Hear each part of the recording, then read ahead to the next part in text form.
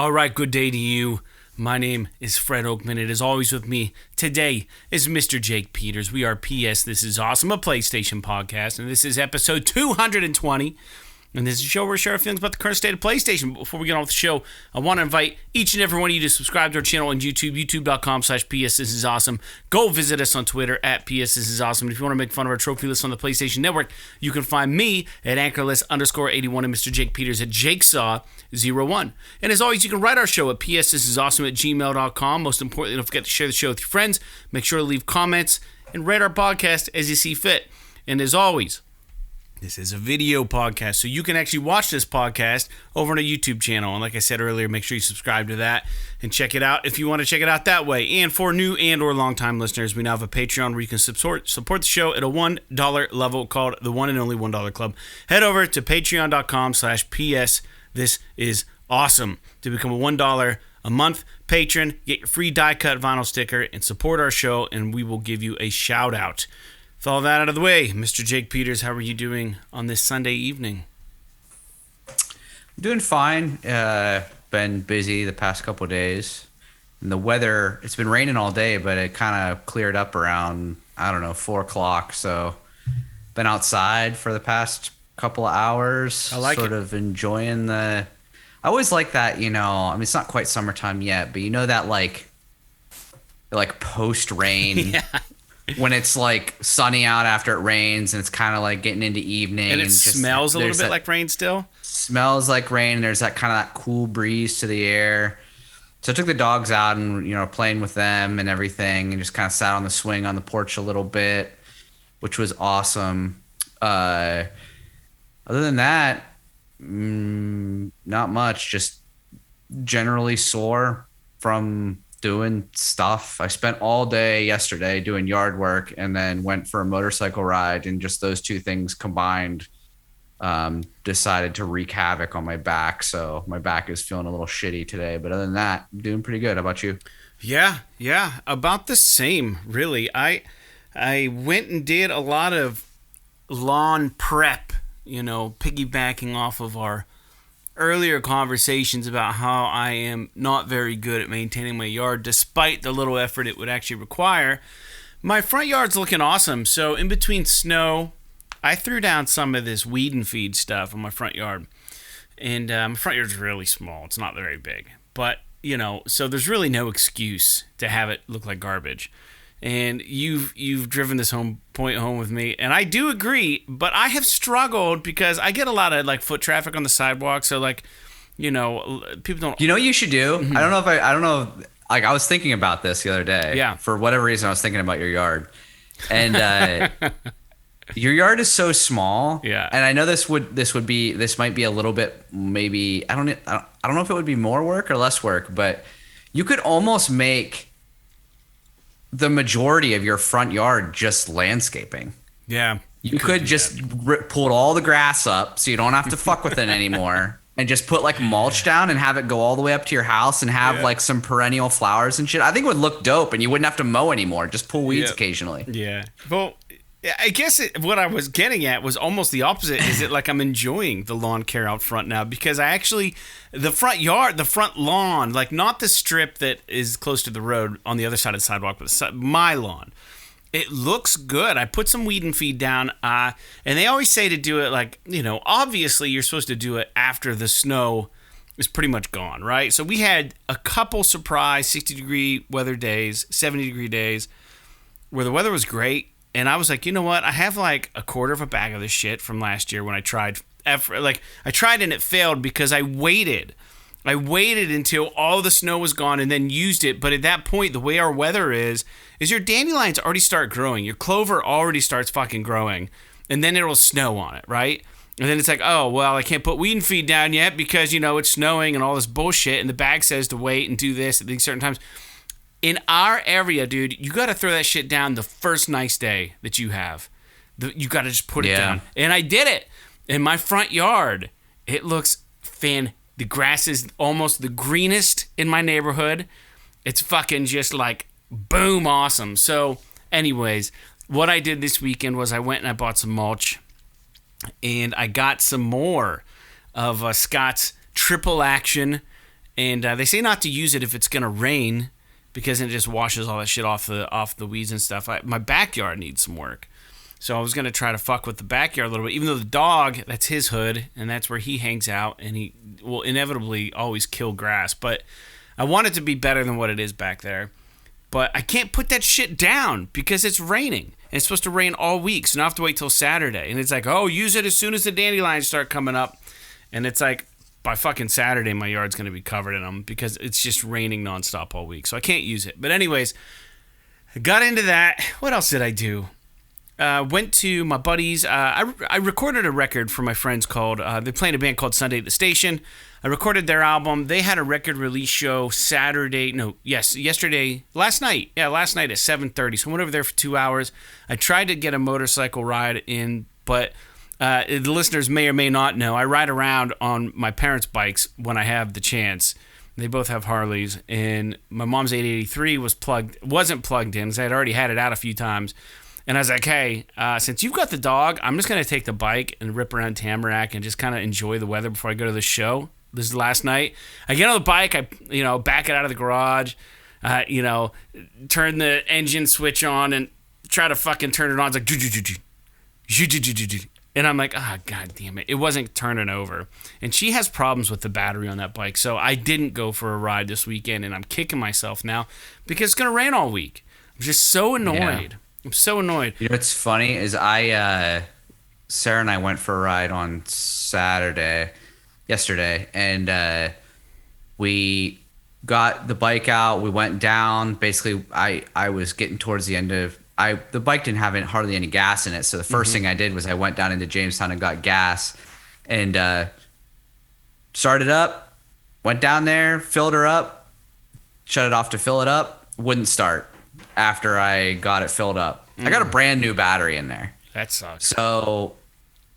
So, but I have one of those lithium ion jump packs that are like really tiny, but they're like really powerful for how small they are. Yeah. And the new bike we got has saddlebags on it, so I just keep it in there. Oh, dude, that's smart. And I just like literally like pulled it out, hooked it up, bike started right up, and then we just went for a ride for like an hour and a half, and then I was like, we just can't stop anywhere before we go back home because I don't know if the bike's gonna restart.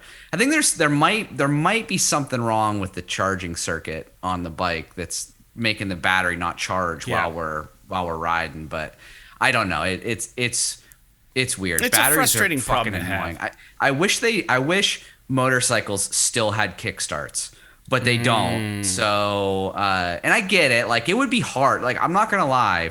Even for someone, that's a good size, it would be hard to kickstart a 1500cc V twin. I mean, that's a big engine to be kicking over manually. But just having that option, if the fucking battery dies, like, it's kind of annoying that like modern motorcycles and cars, you have no option for starting it if the battery dies. Manual start, yeah. And I always thought like the kickstart on the motorcycles look awesome. Like when people use them, it just looks badass, right? Seeing someone like just fucking kickstart a bike looks cool. So, but yeah, I hear you. Like those old, like I think those old Hondas, like those cafe racers, don't they have those? Some of them. I mean, a lot of basically like any bike that's over like 25, 30 years old is going to have a kickstart. I mean, they'll have like a lot of them will have, unless they're super old, they'll also have an electric start. But yeah, I mean, it's just they don't even like. I guess starter technology has gotten so good and stator technology has gotten so good that they just don't even bother putting a manual backup on the bikes anymore. But it's sort of irritating if something like that happens because you're fucking stranded. I mean, like when you and Sarah were out on a ride, if you would have stalled that somehow, you could have been really boned, man. If you would have stalled out or screwed up. On I have stop and go. What's weird though is that like we rode for an hour and a half and I got home, shut the bike off, and like 15 minutes later started it again because I was messing with it to see like if I could figure out why it wasn't, and it started right up. So I don't know what the fuck is going on. I might need to actually take it somewhere, but which is annoying because I just bought it. But yeah, whatever. I'm sure it's something fucking stupid. Well, I hope you had a nice ride. No, it was great. I mean, I put a new windshield on the bike, and I'm not really sure how I feel about it, but it's something new, so that's cool. I don't know. It's always fun to get out and ride, though. Cool, cool. Well, let's talk about video games a little bit today. This is episode 220 of PS. This is awesome. I almost said PlayStation. This is awesome. But so the games that I'm playing, Jake, I will say that I finally beat The Last of Us 2 a second time. Couple quick points about this, and I'll talk about the other game I'm playing, or tried at least, is I looked at the trophy list for The Last of Us Part 2, and it looks really digestible. The only two trophies that I don't know if they're required for the platinum. I haven't figured this out yet because I read online that you can get the platinum in 2 playthroughs. So I'm essentially, I've been reduced to a collect-a-thon in this game, right? That's where I'm at. I've done all the character level ups, did all the other things, a little thing. It's not really a big trophy list. It's just a long game. Finding all of the coins and all of the cards in all of the artifacts is where I'm at. In order to get all of the trophies for The Last of Us Part 2, outside of the 2 that are paired, if you go to the trophy list, under grounded mode. Grounded mode, I believe, is the mode that has like a no respawn, like you can't die or something. I'm sure that like it's not fucking permadeath, but it's probably I think it's like per chapter. You have to get through yeah, each chapter without dying or something. It's grounded mode is like the bonkers mode. It's like I don't know if it's supposedly more hard than survivor difficulty or if it's the same. I have no idea. So I'm not sure if I need to get those trophies to platinum the game, and I don't think I do. So it's kind of a cheap platinum in a way, but it's also, I mean, like to get the platinum of that game, you essentially do have to play it twice to level up all the character stuff and get all of the weapon upgrades. If you there's no way you're going to get all that in one playthrough unless you're super, super thorough.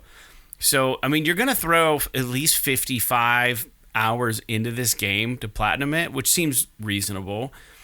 But so I'm there, and two things. I got to the end again, and this is going to be very, very minor spoilers.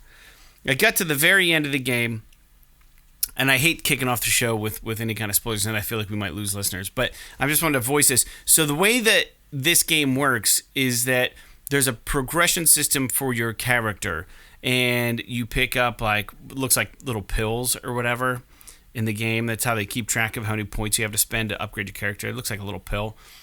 And I forgot to continuously upgrade my character in the second half of the game.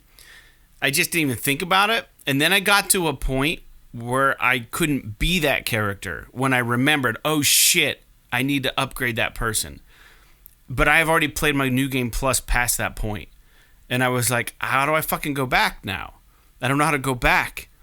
So it took me a really long time. You have to have like the most recent game you've played loaded. And then you have to go back to the menu. And then you have to... Then it will give you an option to load a chapter from that playthrough.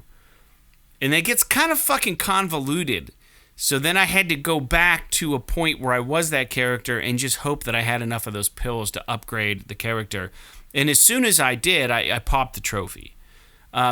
So that's kind of weird. I do like how they break down each... So they break it down into like Seattle Day 1, Seattle Day 2. And then on the right, as you're going through the chapters, it'll say artifacts found, like 4 of 5. Coins found, 5 of 5.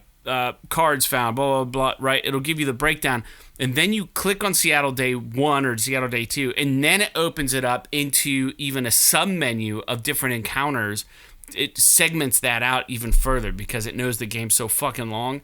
And then it'll say, okay, 3 of 3, 3 of 3, 1 of 1, 2 of 3, and then you can okay, I want to play that little snippet and try to find the missing coin I didn't get, right?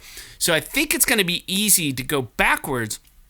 The problem I'm running into is that if I want to do this to get all of the cards and all of the coins, I have to literally work backwards from the end of the game back towards the beginning of the game by loading these encounters, because if you load an encounter, let's say Seattle Day 1, you can't jump back into the menu and load Seattle Day 3 from that point in the game.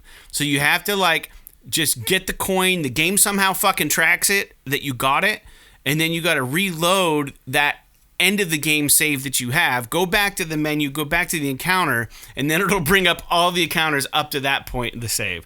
So like there's no quick way to jump through this unless you do it from like day 3, day 2, day 1, day 3, day 2, day 1, and you gotta go backwards that way. So my problem is the next one in progression, I've missed like 5 things, and it's gonna take me a chunk of time to get.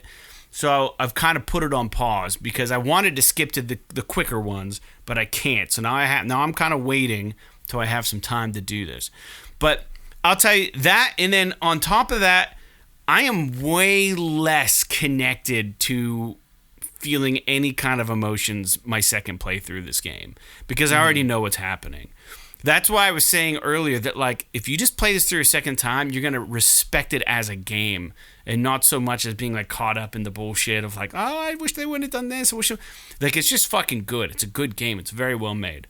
So, but yeah, by the end of the game, I mean, the first time I played it, I was near tears at the very, very end.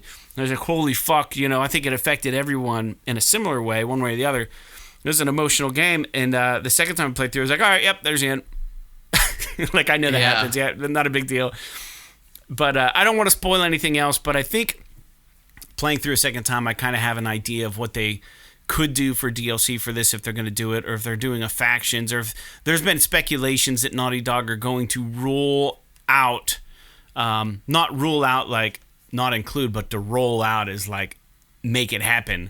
They're going to roll out the remake of The Last of Us and then include the new factions with that all in one. So that could be a news point. But the other game I'm playing or had played was Detached, and this was the PSVR game, and I forgot to mention it. I played it 2 weeks ago, and I like what it did, man, but like I'm not like super like stoked about it or anything. I was really into the idea of like floating around in space and how peaceful that might be, and it's fine. But there's just something that feels really dated about it already for a PSVR game. And I like it, but it's not worth the hassle. I think if my shit was already just hooked up, like I had to swap out HDMI channels on my TV, I had to do the breakout box, had to connect the thing, had to make... I actually just used the Dual Sense controller, and then what I forgot, the biggest reason not to play PSVR on the PS5 is when you start a PSVR game on the PS5, it says, oh, you should probably be using a DualShock 4 because of the light bar. And it's like, I'm not fucking hooking a DS4 up to my PS5 and syncing it and all this bullshit. It's just a pain in the ass on top of everything else. So I used the DualSense controller, and it worked fine for this game, but I don't know. And it's a shame because Moss 2 came out. And I really wanted to play that, but if they don't release that on the new PSVR, what a shame. But anyways, that's what I've played, and I don't know, man. Go ahead, tell me what you're digging into. I know we're gonna get less and less time with video games, as we've already talked about on the show, as summer hits. But I'm curious to hear what you were playing this week.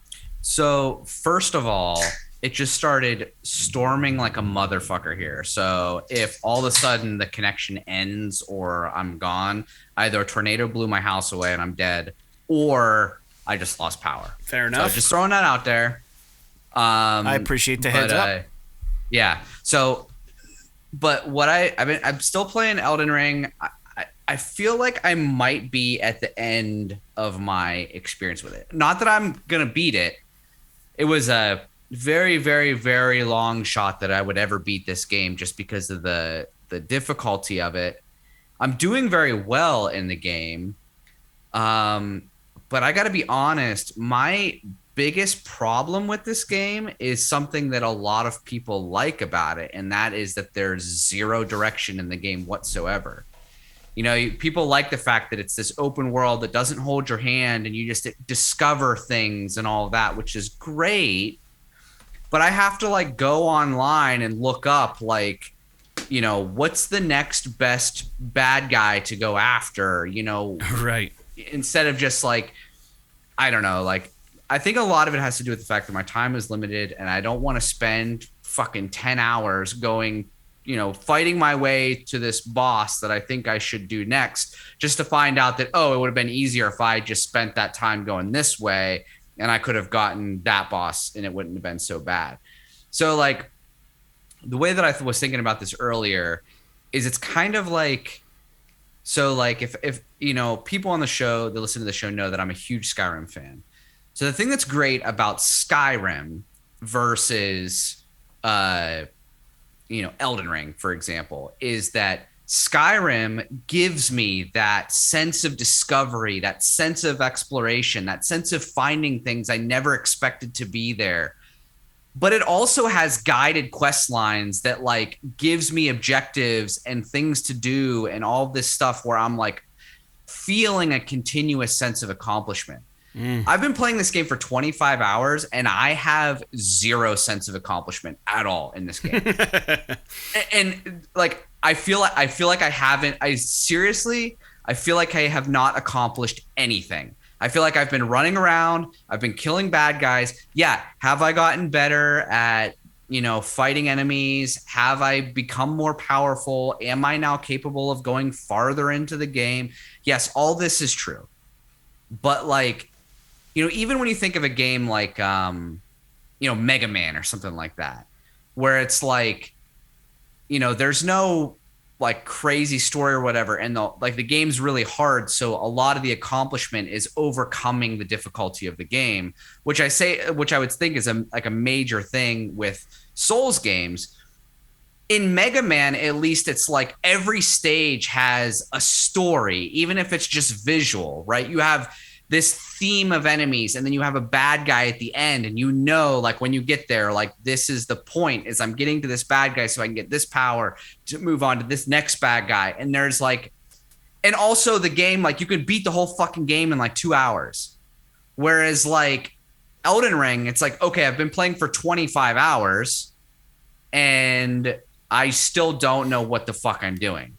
And I've beaten all of the basically the main, the main and optional bosses in the entry area. I've beaten Godric. I've cleared the first big castle and all that stuff. And I've, done a bunch of shit, but at the same time, I'm just like, I don't know what I'm doing. Like, I can't tell you how many times I've booted up this game and I spend that just like, okay, I'm going to go out and just kill some guys. And then now I'm going to level up my character.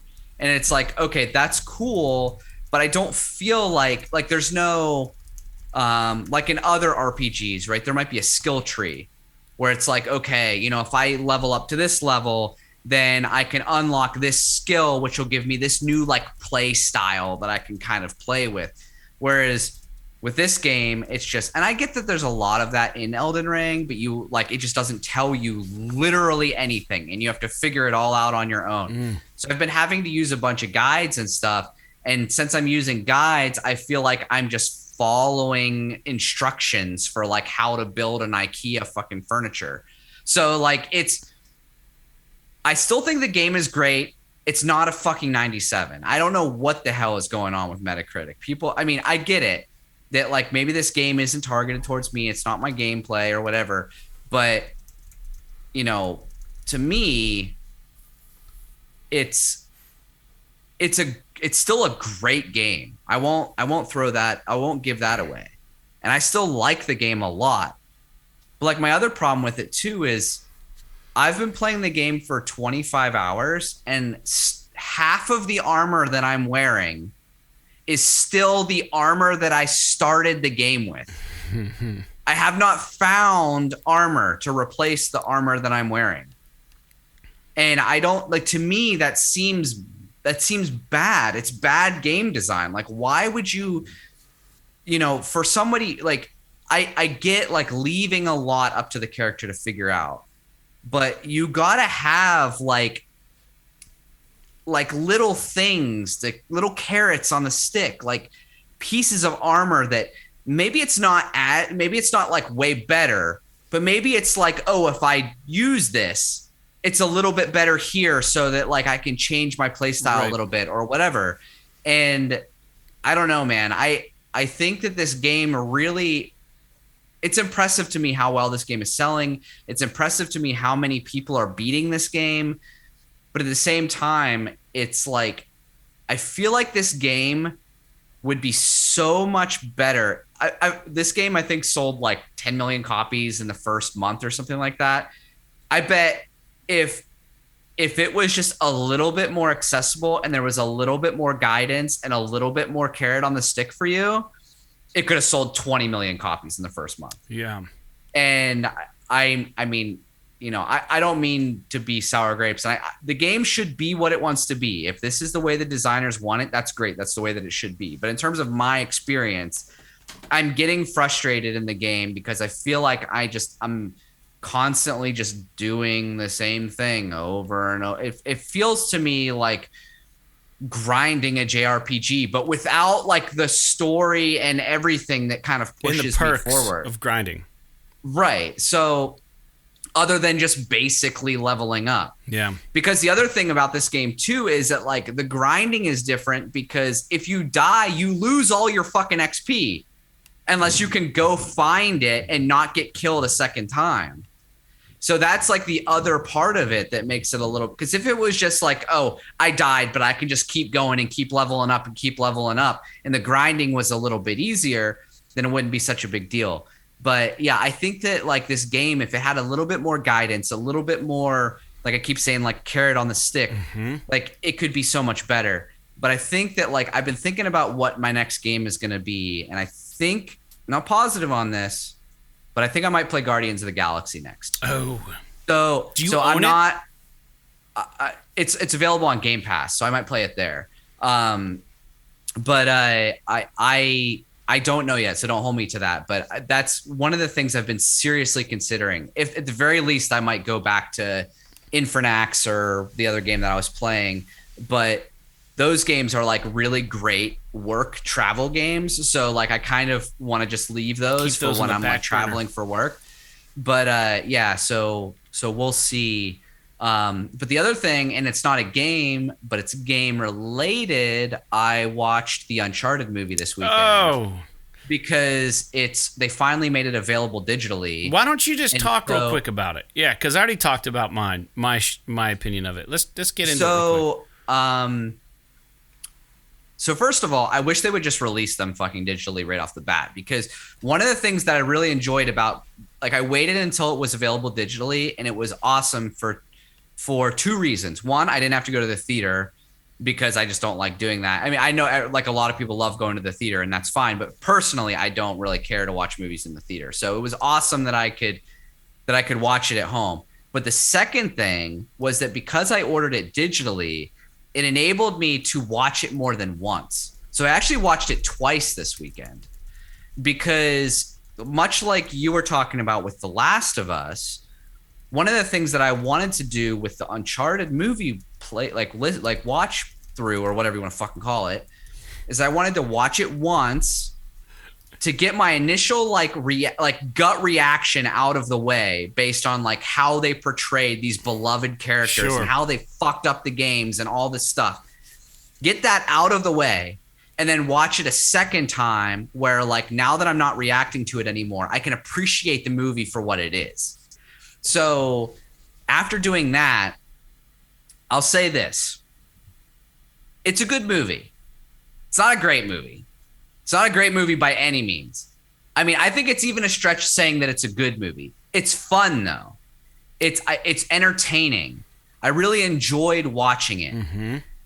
But my biggest problems with it are, one, I think that I'll say positive first. I think that Tom Holland's portrayal of Nathan Drake is actually pretty good. Yeah. I don't think that it's the same as Nolan North and all of that, but I think that Tom Holland as Nathan Drake is like an interesting, parallel universe Uncharted take. You know what I mean? Where it's like, what if we altered his origin story a little bit and we made Nathan Drake like this and Tom Holland is the guy? Like, that's great. And I'm glad that they picked him up, because he did a really good job in the movie. And I think him being in it really made the movie successful because a lot of like teenage girls and stuff fucking love Tom Holland. So it was a really great business decision on Sony's part. What do I want to say? Oh, the selection for Chloe, I think her name was like something Ali. Ali was her last name. I can't remember. It was like Stephanie or I don't remember what her first name was. But she's a pretty good take on Chloe. I think that the weakness in terms of the character portrayal was the Sully cast with Mark Wahlberg. Not that Mark Wahlberg did a bad job acting in the movie. He did a fine job acting in the movie. His portrayal, his version of Victor Sullivan did not align with the way that we, like in any capacity, with the way that we feel about Victor Sullivan in the games. And I get that, you know, this is not really a spoiler, but this movie is sort of it could be taken as a prequel to any of the video game stories, just in the way that it lines up. And at the end, there's like, you know, some post-credit stuff where they allude to maybe the next movie being about Drake's Fortune, which is the first game. And that post-credit scene, I thought was like, and it's like literally 1 minute long, is the first time in the entire movie where Sully was like Sully. He had the clothes on, he had the mustache on, right? Yeah. Right. So like, I'm optimistic for the next movie, how it's going to play out. Mm-hmm. But I will say that I think the movie's fun. I think it has some pretty serious pacing issues. I think that what they should have done, as opposed to make it like literally action for 2 hours straight, they should have tightened up some of the action shit in like the middle third of the movie, and added a little bit more character development to make us care about the relationship of the characters a little bit more. The other thing that I'll say about it that I didn't really appreciate is that and I think this ties into what I just said, is that there's a little too much like backstabby shit going on between everybody. Like, I get that they're trying to play I get that they're trying to play up the whole like no honor among thieves thing and all that stuff. But like it like, it's like too much. Like, they should have just said like, okay, now that we're a team, we just trust each other and we're fighting the bad guys. Like, they should have just made it that. And I know that's a little cliche, but I think it would have made the movie better. It would have made the pacing better. It would have made us care a little bit more. Mm-hmm. The one final thought that I have was that I really feel like they Antonio Banderas's character, I feel like they did him dirty pretty bad in the movie. And I'm not going to say what happens because I don't want to spoil it for the people that haven't seen it. But like, they literally, you know, I'm sorry if this is spoiling it for anyone, but they make his character literally irrelevant in the last 30 minutes of the movie. Like, after this major thing happens, like later in the movie, after that happens, you realize, like, and Sarah and I were talking about this after we watch it, like, he could have literally not been in the movie at all, and it would have been the same movie. Right. So, like, it sucks because Antonio Banderas is such a big get for them, like name-wise and recognition-wise with the movie. Like, they should have made him more than what he was. And he's a good actor, right? Yeah. And, you know, he does have that, like, super rich, like villain character kind of vibe to him. Like, they should have just gone farther with it. But anyway, that's all I say about it right now. But I will say, pleasantly surprised by the movie. I did enjoy it. I thought it was better than I expected. The whole fucking Papa John's thing was atrocious.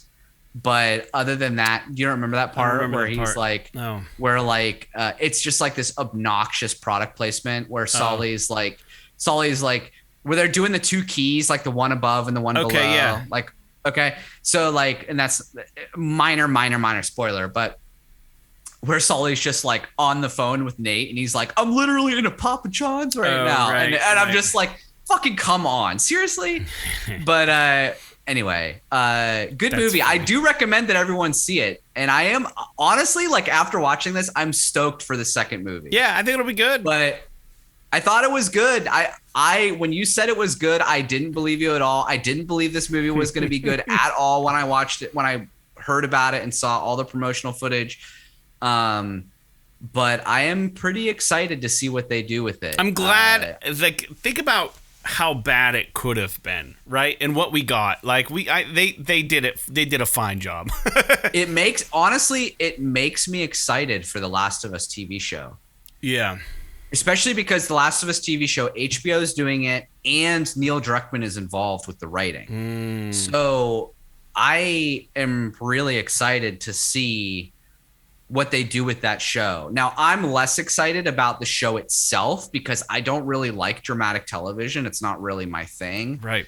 But I'm excited that it's going to be good and well done. Yeah. Excuse me. There's no doubt about it. So, you know, and that's all I have to say about that. There was a blurb about Pedro Pascal saying, like, he didn't really play through the Last of Us games, and people were, like, really upset that he didn't do that. And he just said, like, he wanted to bring to the character what the director wanted him to bring to the character. What I feel like he did some watch-throughs, I think. I don't know.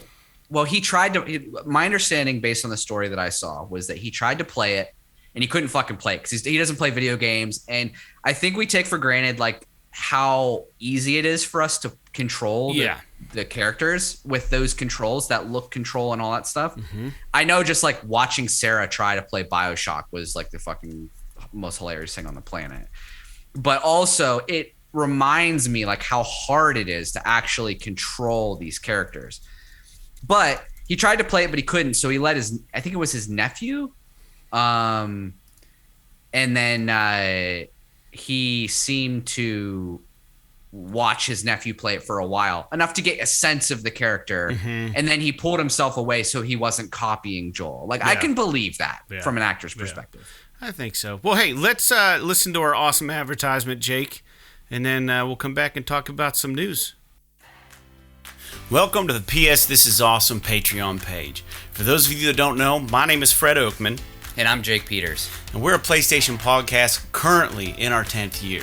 Our first episode aired in July of 2012, where we discussed and speculated on the arrival of the PS4.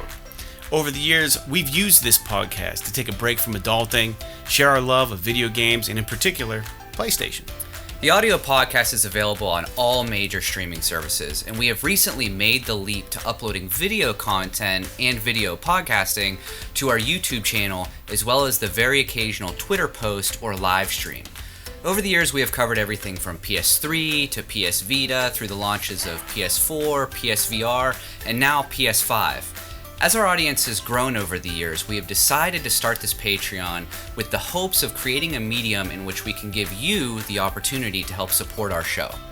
And as a test bed, we're starting with a single tier. It's called the one and only $1 Club. So with your support at the $1 level, we're going to mail you a premium vinyl cut sticker and give you a shout out on the podcast. But at this time, unfortunately, we can only ship to the US and Canada. But this is subject to change depending on your interest.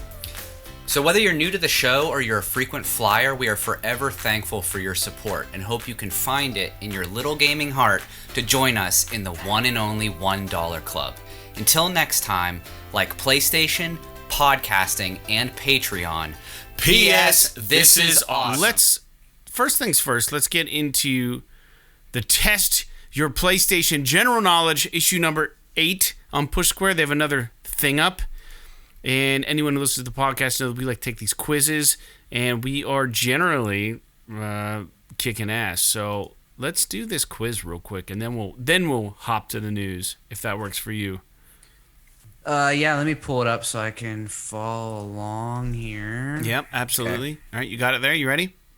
Yes. Question 1 of 15, PlayStation quiz, folks. You guys can play along with us if you'd like. What does the word Sekiro from Sekiro Shadows Die Twice translate to in English? One-armed wolf, undying beast, fleet-footed warrior, or shadow demon? I feel like the picture gives it away, and I'm going to say one-armed wolf. What do you mean? I haven't played Sekiro. He's got 2 arms, doesn't he? Yeah, but see his one arm is like fucking... Looks like not bone real. or something. Let's do one-arm wolf. Got it. Boom. I'm glad it's not a one-arm scissor. All right. In Skyrim, question 2 of 15. That's an Have to Drive in reference. 2 of 15. In Skyrim, which playable race has the Berserker Rage power? Is it the Dark Elf, the Khajiit, the Orc, or the Nord? It's the orc. Boom. Jake's killing it. Never played Skyrim. What nationality is Sniper Elite protagonist Carl Fairburn? And which nation's military does he serve? American serving the French military, British serving the Italian military, American serving the UK military, or German serving the US military? So, given that he has a star on his arm, He's got a US, and yeah. his name is Carl with a K, I'm gonna say German serving U.S. military. 100%, I'm agreeing with that. No, American serving the UK.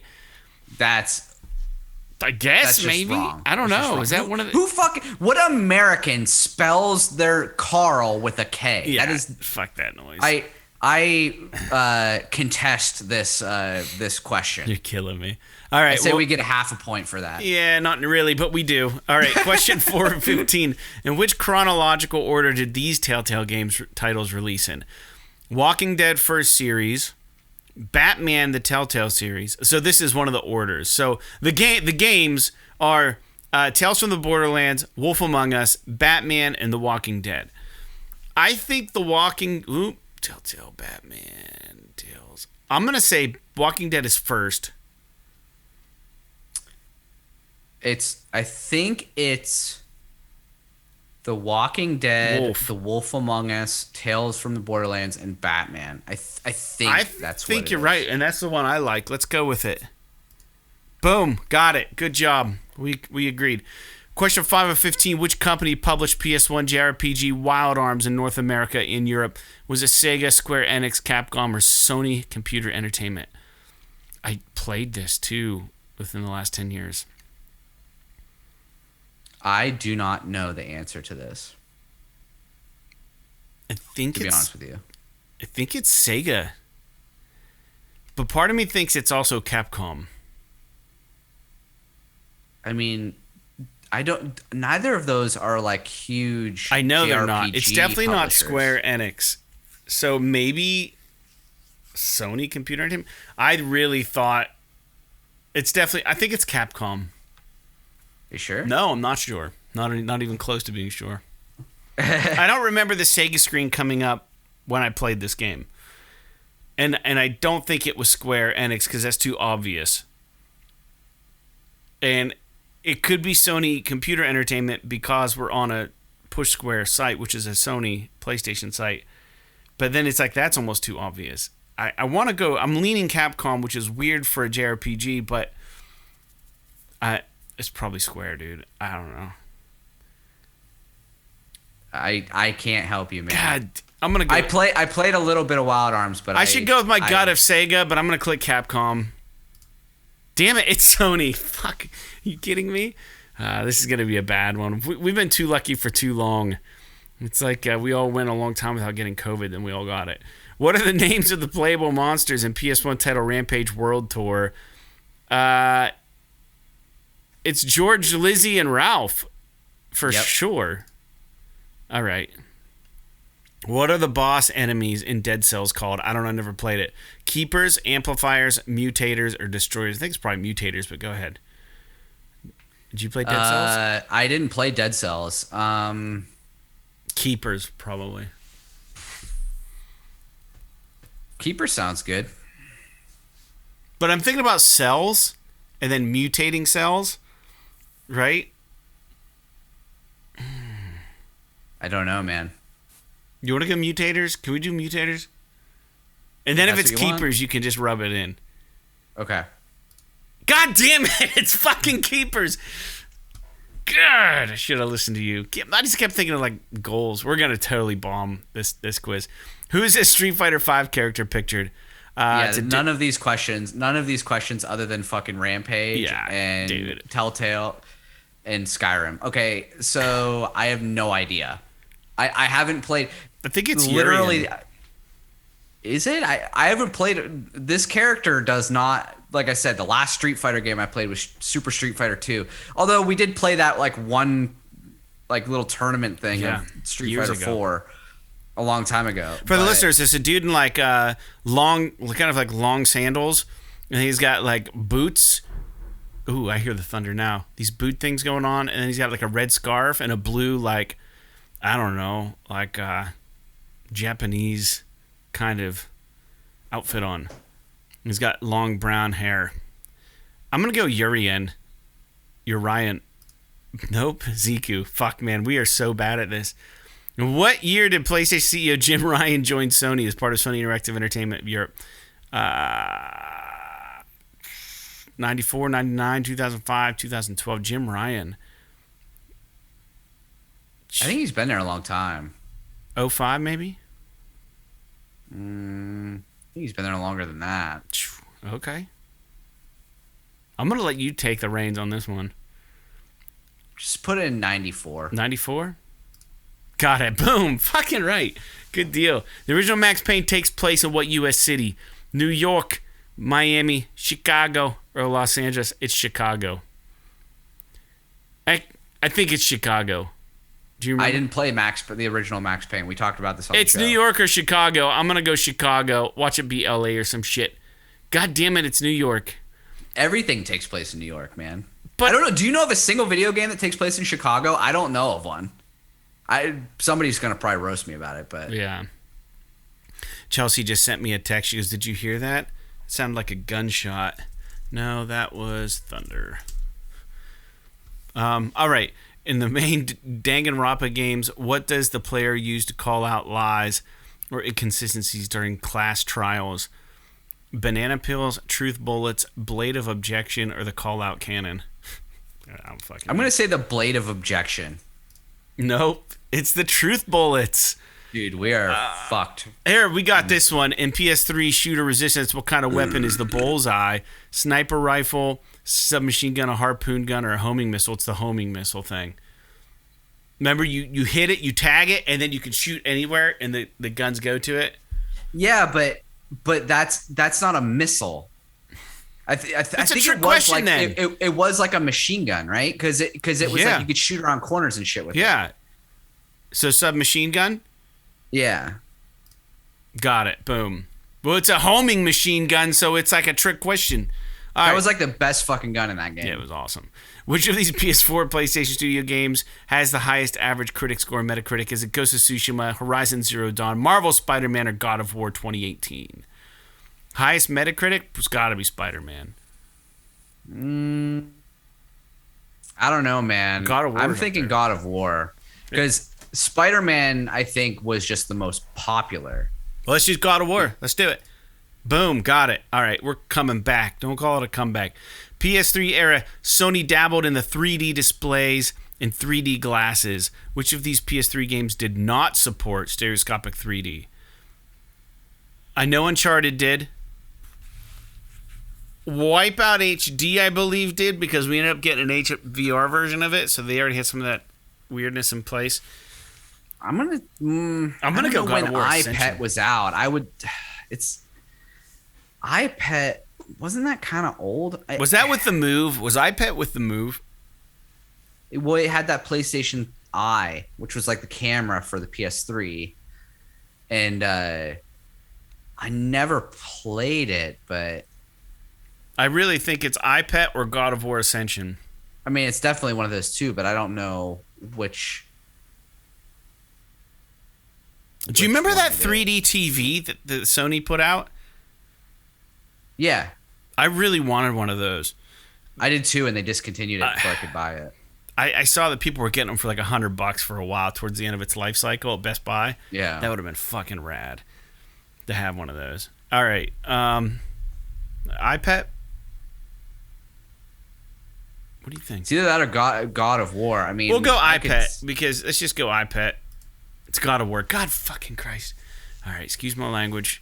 All right, Ico is the predecessor to which other PS2 classic? Shadow of the Colossus. Yeah. 8, dude. 8 out of 15. That's better than half. 6 out of 10 PlayStation enthusiasts. Hey, not bad. You know your PlayStation. No, we don't, apparently. We don't know those questions. Thanks for being so kind to us. Well, thanks for listening to us take the PlayStation quiz. And let's move into the news, Jake. The PlayStation Plus games were announced for May of 2022. And they are as follows. FIFA 22, Curse of the Dead Gods, and Tribes of Midgar. We have to pick one for May so that we can dabble in. You've already played Curse of the Dead Gods, but you said you were interested because they were rolling out specific things for PlayStation, for the PlayStation version of this game. I think they're upgrading it. Here's my opinion. And I don't really care. If we did Curse of the Dead Gods, that would be fine by me because it means I wouldn't have to play it because I already know everything about it. I would be into FIFA, but I don't know that that's a very exciting one. I don't think our audience would like that. To me, it seems like Tribes of Midgar is like the best option. For us. But I know you have, and the other thing about Curse of the Dead Gods is that Curse of the Dead Gods is very similar to the game we picked last month. Slay the Spire. Right, in terms of like its structure, not necessarily its gameplay. You know, Slay the Spire is a card game, whereas Curse of the Dead Gods is an action RPG. But they're both like structurally the same game, basically. Mm-hmm. So, you know, I mean, obviously you're allotted your input on this, but to me, I was afraid that Tribes of Midgar wasn't going to work because I thought it was a multiplayer only game, but I guess you can play it solo. So probably not since meant that's to true, be played solo though. So I don't know. I mean, it could, maybe the game scales if you play it by yourself, which is fine because I think you can play it with up to 4 other people. I will say this: I did tweet the audience, our limited audience, which is limited to begin with, let alone the people who actually follow our account on Twitter. And this is why you should follow us because I put some shit on there once in a while. And I said, "What do you play first? What should our PS Plus game pick be for the month?" And we only had 4 votes, Jake. That's depressing. We need to get those numbers up, people. So, it was a 50-50 tie. Tribes and Curse of the Dead Gods. And then Dexter Burrock replied and said, "Tribes of Midgard looks like a fun co-op. I'm gonna give that a go." And I said, "Let us know what you think." So maybe we should go Tribes. I like the option, though. LJ, our listener, said that maybe I ought to go Curse of the Dead Gods. That way I can provide my opinion on the game since we've heard your opinion already, which is a valid point also. Do we go splitsies? Do you play one and I play a different one? But then I wouldn't have any opinion on Tribes. What do we do here? We're at an impasse. I mean, that's entirely up to you. Like I said, I've got like, you know, let's do Tribes. We're going to do Tribes. Okay, I was going to say, because I got like 6 to 10 hours into Curse of the Dead God, so I've got plenty to say about it. Let's do Tribes. I only say that because PlayStation kind of pushed this game quite a bit before its release. So to me, it looks cool. It looks cool, but I was my only concern was that it was a co-op only game. But I did read that you could play it solo, so that kind of made me feel a little bit better about it. And I'll throw this out to the listeners. I would like to have a co-op experience playing this game. So if there are any listeners who want to jump in and play this game a bit with me, you're welcome to do so. You know my handle on the PSN. It's anchorless_81. Add me. Introduce yourself. Don't just add a random friend request. Tell me that you listen to the show and that you want to play this game, and I would be okay with that. So yeah, we're going to do Tribes of Midgar. You can as well. If you want to play along with us this month for that game, go ahead and download it on the PS Plus, whatever. It's a free game's coming out in May, and then we will talk about it on the last episode of May. We'll give our opinions. We're not going to play the whole thing necessarily. We're going to give it a whirl, right? We're going to step at the plate and take a couple swings at that baseball and see what happens, and we'll be back with a report on Tribes of Midgar. So we'll remind you next episode also that's our game pick. So, Jake, let's move on to the news a little bit more. Due to players trying to stack their Plus subscriptions with PS Plus codes or just buying PS Plus memberships and stacking them right now because Sony's going to be rolling out these extra tiers. PSN, on the PSN, Sony is temporarily blocked the ability to do this right now with the imminent rollout of Plus Premium. So at this They've blocked time, the ability to sign up for PS Plus? no, or to the ability stack it. If you're currently stack it, enrolled, okay. you can't purchase more time right now. So at this time, you cannot tack on additional time to your existing subscription. But if you have PS Plus already subscribed for multiple years, you're going to, for multiple years, not just one, I think, you're going to get the PS Plus Premium. And if you are subscribed to PS Now, you also will be grandfathered into the PS Plus Premium, which is the mid-level tier. There's no way that if you have regular PS Plus, they're giving you PS If Plus you have Premium. stacked it, if you're stacked and you have invested X amount of money into it, they're going to give you the PS Plus Premium. So if you have like 2 years of PS Plus stacked, that's what I've read. You can quote me on it. This doesn't make any sense, though. Right. The PS Now definitely gets you the PS Plus Premium. That makes sense. But check into it, Jake. I'm going to continue to move on with the news points because we don't have a whole lot left. Look into what you find because that is what I fucking read. The look of confusion on your face. Yeah. Keep going. I'm good. I'm gonna look at this a little bit. All right. So The Quarry, the Supermassive game that is coming out relatively soon, is going to have 186 different endings. You heard that right. 186 different endings. And they went on to explain that a normal movie script is usually around 100 pages. I can't confirm that. I don't know. I'm not in the movie business. But they said this game had 1,000 pages of script.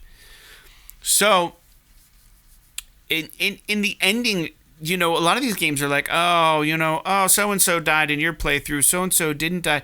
They're saying, like, depending on how you keep people alive, you're going to get completely, like, different branches of characters and locations and things.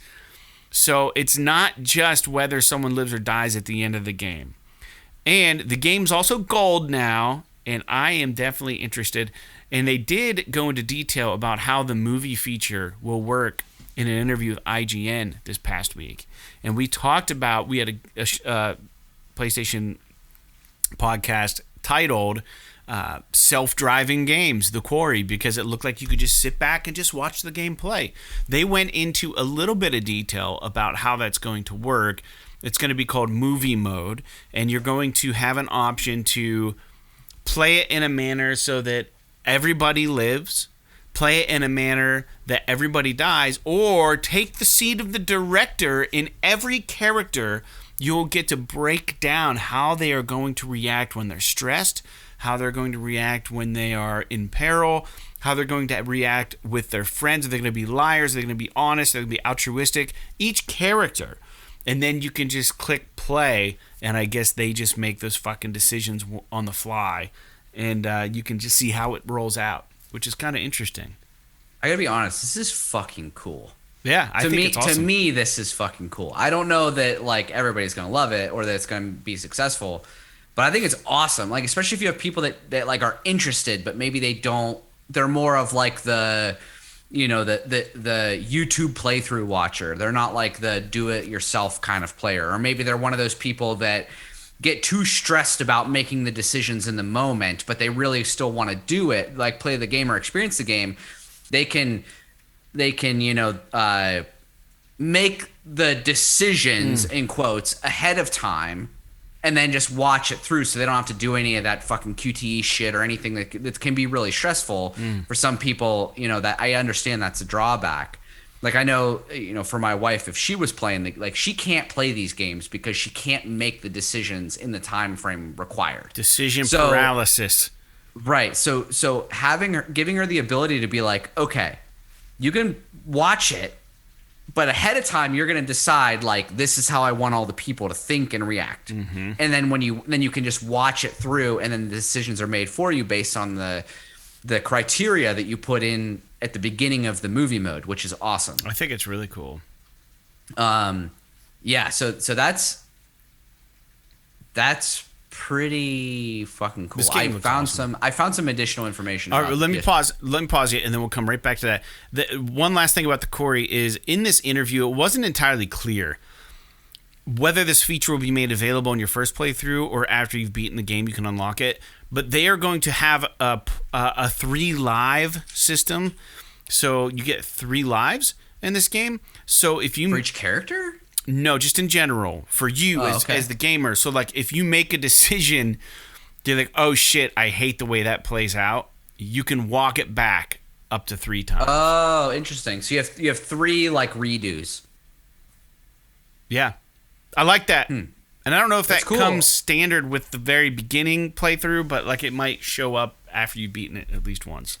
I think that's actually awesome because inevitably, and every time I play one of these games, like Mass Effect was really bad about you this. think you're making a decision, but it's not. You think you're making one decision, and it's like, oh, it didn't mean that at all. And, like, something shitty ends up happening because you didn't understand what the game told you it was going to do. Yeah.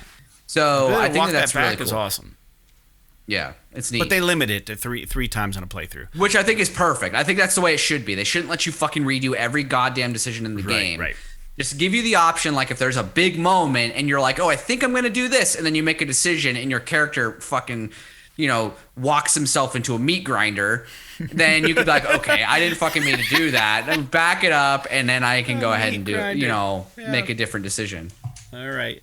Well, let's go back to the PS Plus membership thing. What'd you find out? So it's way more complicated than you said. Well, I tried to simplify it, but go ahead. Yeah. Yeah. So basically, if you've purchased PlayStation Plus or PlayStation Now, there's like these tables where, like, you can convert it. It's like a flow chart.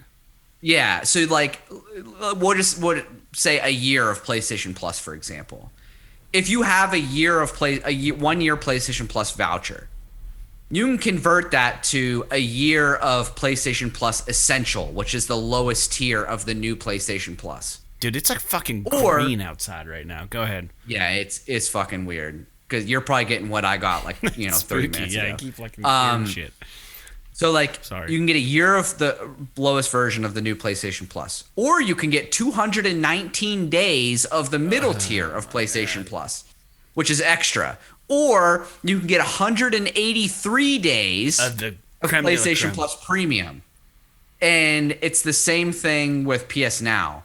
If you bought PS Now, like all these people that bought like fucking 67 years of PlayStation Now because they think it's just going to roll into PS Plus Premium, now it's like, oh, okay, well, you can get PS Plus Premium with that, but you're only getting 183 days, not a full year for a 1 year voucher. Yeah. Which is really fucking Sony. Convoluted. Like, this is Sony. Such a like, they should have just either bit the bullet and said that, like, you're gonna get they should have just committed to one thing. It's like, okay, 12 months of PS Plus equals 12 months of PS Plus Essential.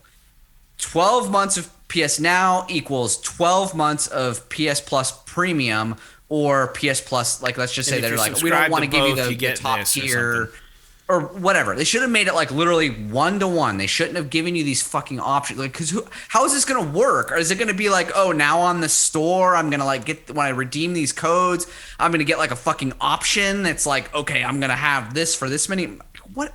Dude, how's this going to work? All they needed to do, honestly, was just keep PlayStation Plus intact until everyone's subscription ran out, but still offer the upgrades. And then when everyone's subscriptions run out, then it's just gone. And then you could be like, oh, I'm the last person with PS Now. I'm the last person. My thing expires tomorrow at 7:00 p.m. and you could be fucking internet famous for 5 minutes. Well, the problem is, I can see them doing that with PS Plus, but the problem with PS Now is that it's like a different service that I think they're going to start up. So fair enough. That could be problematic. But anywho, there could have been an easier way. Let's go on. Let's keep going. Let's keep trucking through the mud here. Final Fantasy XVI is in the final stretch of development, according to the game producer Naoki Yoshida.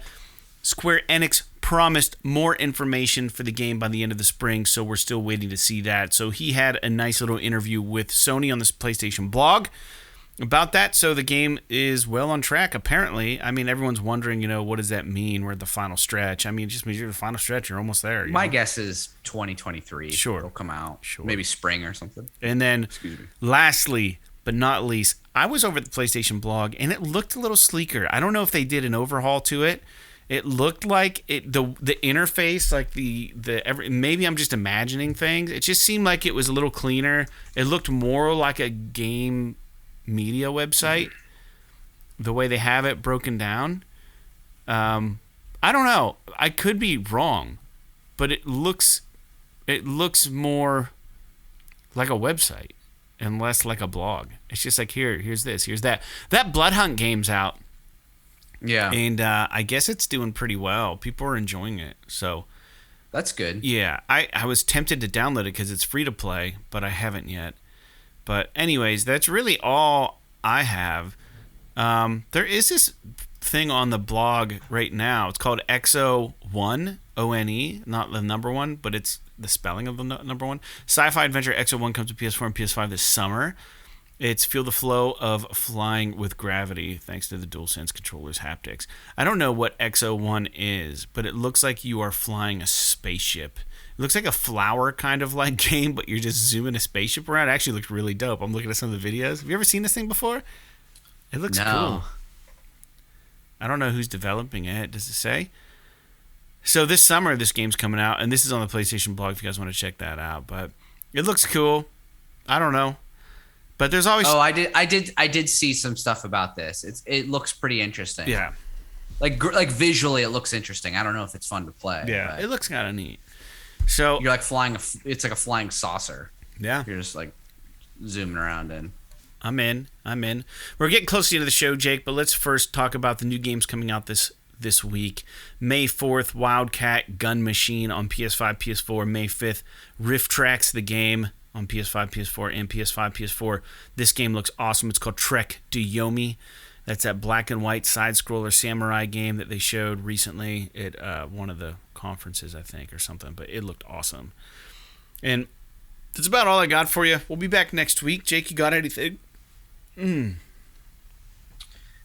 I don't know that I have anything worth talking about. Watch now that it's available digitally, watch the Uncharted movie. Yeah. It's like I said, I say good in quotes because it's fun, but it's fun, it's entertaining, but it's not like what would be traditionally considered a good movie. Yeah, I don't know how long it's going to take them to make the second one, but I guess a couple years, I'm guessing. But like I'm really it's actually surprising how excited I am for the future of PlayStation productions, because this was like the first thing that they came out with. That now I know that they did the Ratchet and Clank movie like 5 years ago, but this is the first thing I think that's come out under the quote unquote PlayStation Productions banner. And like when you start the movie, it has the fucking all the characters. Like it's like whenever you start a PlayStation Studios game, it's got all of the, the characters from PlayStation first party. So I'm excited to see what they come up with for The Last of Us. I'm excited to see what Ghost of Tsushima movie looks Twisted like. Metal. Twisted Metal. I think there's even been like some rumblings about maybe God of War, but yeah, I'd like to see like them take a second whack at Ratchet and Clank, or like do like a Sly Cooper movie or something like that. There was gonna be a Sly movie, and then it just disappeared. It disappeared, yeah. So I don't know. The trailer was awesome for it. What the heck happened with that? But yeah, I guess we'll get down with some Tribes of Midgard for this month. Yeah. But other than that, I don't really have anything else to say. All right. Well, very well. Very well. Thanks for tuning into the podcast. This is episode 220. Jake, thanks for spending the evening with us. It's 8 o'clock and it's light out. It's weird. It's like 8:20 and it's like green outside. So provided I can get all this stuff uploaded, you guys will be listening to this on Monday. And we will be back next week for you all. Make sure you get some games in. Go download Tribes of Midgard. Check out some things. write the show, subscribe to us on Twitter. So next time I have a poll, more of you can answer to that. I should have put it on Patreon. I didn't. I wasn't even thinking about that, but should have for our patrons. Should have done it on there and then combined all the answers. Anyways, like Bayonetta, Beat Saber, and Blood Hunt.